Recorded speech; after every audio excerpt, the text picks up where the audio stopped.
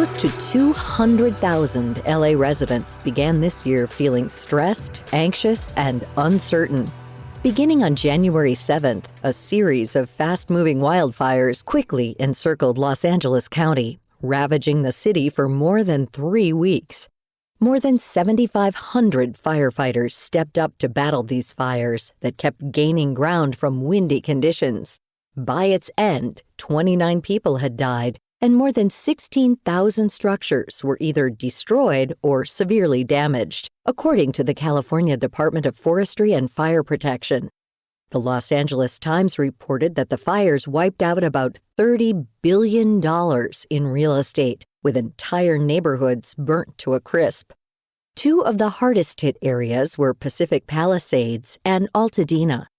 In these towns, about half of all structures, from homes to businesses to community centers, were destroyed. In the fire's aftermath, residents are mourning all that they've lost, but are looking ahead to brighter days. One of these people is Carole Wilson Roberts, who lost her longtime Altadena home in the Eaton fire. It's been overwhelming, really. I'm living in temporary housing and at the same time looking for long-term temporary housing. I haven't lived in an apartment in 50 years. So this is all brand new to me. The whole application process is completely different. There has been overwhelming support from the community, people from across the country, family, friends who have reached out to us and said, hey, what do you need? Located near the base of the San Gabriel Mountains, Altadena is just north of Pasadena, bounded on 3 sides by the Arroyo Seco, Angeles National Forest, and Eaton Canyon. Rhea Roberts, who is Carole's daughter, is also grieving the loss of her childhood home that held so many memories. We always said Altadena was the best kept secret in Los Angeles because you were right at the foot of the mountains, ethnically diverse. When I was growing up in the 80s, I believe it was about 45% Black, extremely affluent community, just so much fun and beautiful. You know, we were at one with nature. Altadena is an unincorporated community founded in 1887 by early California settlers. Today, Altadena is one of the most diverse communities in Southern California. Carole and her late husband settled in the area back in the early 80s and recounts when she came across the property.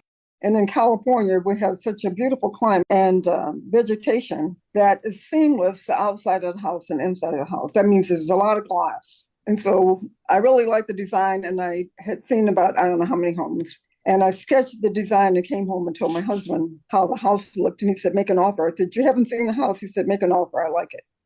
So we made an offer with the house with his not even seeing it. And he loved it as much as I did. So we had a 1-year-old. So the 1-year-old only remembers that house, who's Rhea's sister. And then Rhea was born into the house. So we were there for 45 years. And we loved every minute of it. We still love it. And so we want to rebuild the same exact house. The upside to these devastating structural losses is that homes will be rebuilt to be stronger and sturdier. Joanna Grant is an architect and also lived in Altadena. She says that many of the homes in the area were quite old, and some dated back to the early 1900s.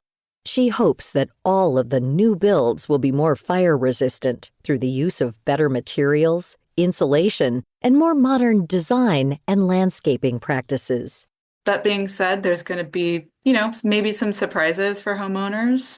A lot of the new requirements are for houses to be solar ready if they're ground-up construction, as well as having Title 24 requirements, which is the sustainability requirements that I mentioned. So it's a slightly different design process, but hopefully the resources will be available and architects will be able to communicate these new changes. Not necessarily new because many of them have been around for a while, but they'll be able to communicate that to people who are rebuilding. Grant and her husband moved to Altadena last year and did have to evacuate from the town during the fires. Thankfully, their house was saved from total destruction by their firefighter neighbor, who was able to get a fire truck and hose to nearby homes. To help the many other residents who've lost everything, Grant has teamed up with her colleague, Mayra Daly, at Nelson Daly to launch designforla.com, a free public directory of regional architects, designers, landscape architects, contractors, engineers, and other building experts.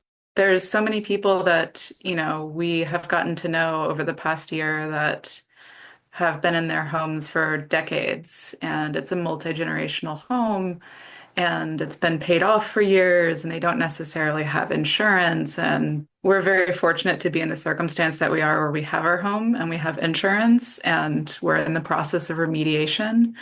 But I know what it's like to be working with people who have experience and knowledge of the design process and resources available to them. And I realized how difficult it would be for people who don't have that knowledge and that expertise and the deep pockets that one usually needs to approach a design project in the state of California.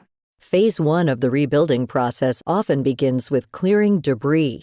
From there, the timeline varies greatly, depending on the size and build-out of the structure. However, it's likely that most public buildings, such as schools and hospitals, would be started first. For residents, the rebuilding process could take much longer than usual because of the high demand in the area.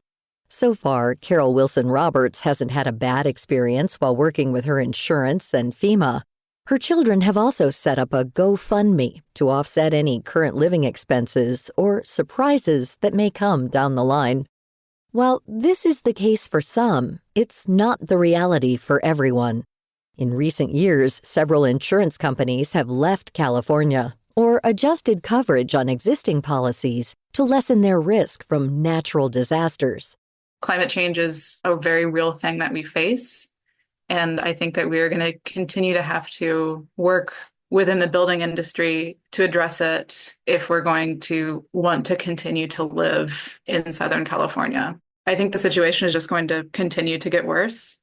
That being said, for lightning to strike twice, I think once we're rebuilding a large amount of housing stock with more stringent requirements, another firestorm like we saw a month ago is going to be less likely and hopefully won't occur again in this area. But anywhere you see residential development along a foothill, that is a very high fire risk zone, and people need to be aware of what they're purchasing.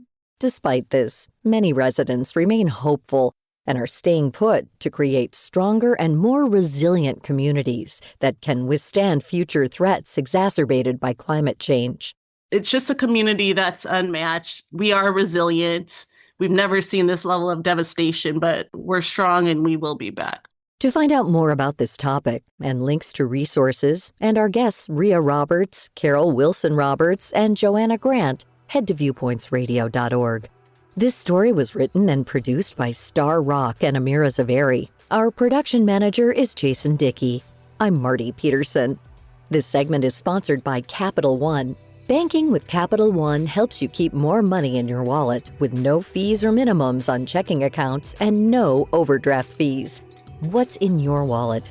Terms apply. See CapitalOne.com/bank for details. Capital One N.A., member FDIC.